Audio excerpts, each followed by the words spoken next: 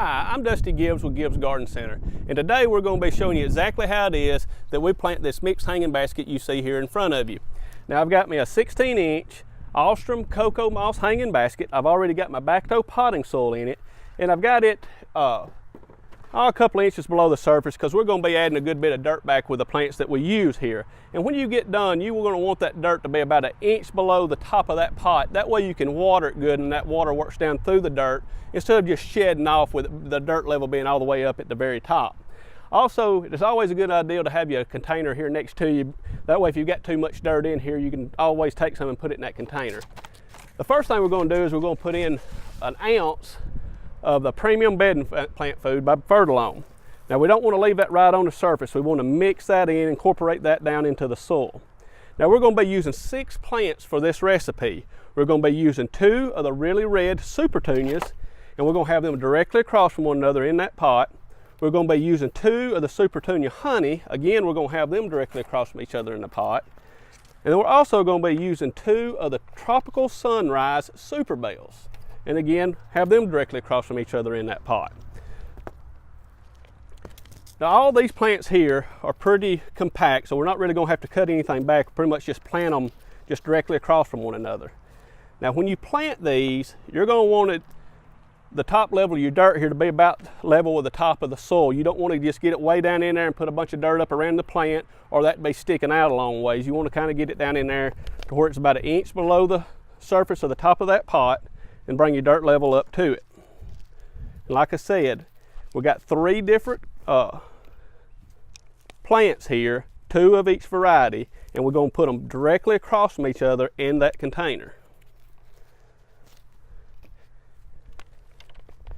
And in doing that, you're going to achieve that uniform look with all those colors mixed throughout.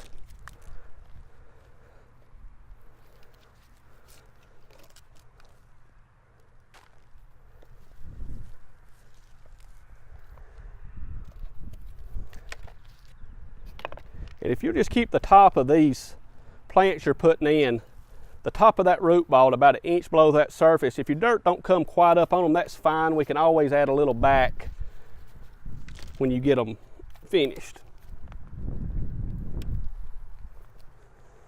So we've got a couple of little low spots, so we'll add just a little bit of dirt. All right, now these plants are heavy feeders, and we've already put some of the granular time-release Fertilome bedding plant food in it. But we're also going to use some Osmocote. We're going to use about 3 tablespoons of Osmocote. And you just want to mix it around. Now this you just leave on the surface. This is a time-release Preel. And if you read the label on this, it's going to tell you it lasts 3 to 4 months, but it's heat activated. And here in the South, it's based on 80 degrees, and our summers don't stay at 80 degrees long. So with our experience with it, it's going to last about 2 months. So you're going to want to reuse that about every 2 months. Now, like I said, these plants are heavy feeders, and if you want to achieve the look that you're seeing here, you're also going to have to use a water-soluble fertilizer about every 7 to 10 days.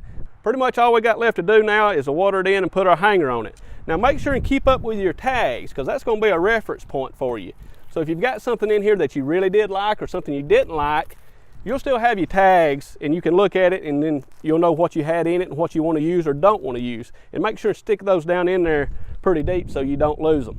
That's pretty much all there is to it. We truly appreciate you tuning in, and if we can ever help you with anything, please let us know. Now you can keep up with us on our Facebook page, follow us on Instagram, make sure and keep an eye on our YouTube video channel for upcoming videos, and you can always check us out on our website at gibbsgardencenter.com.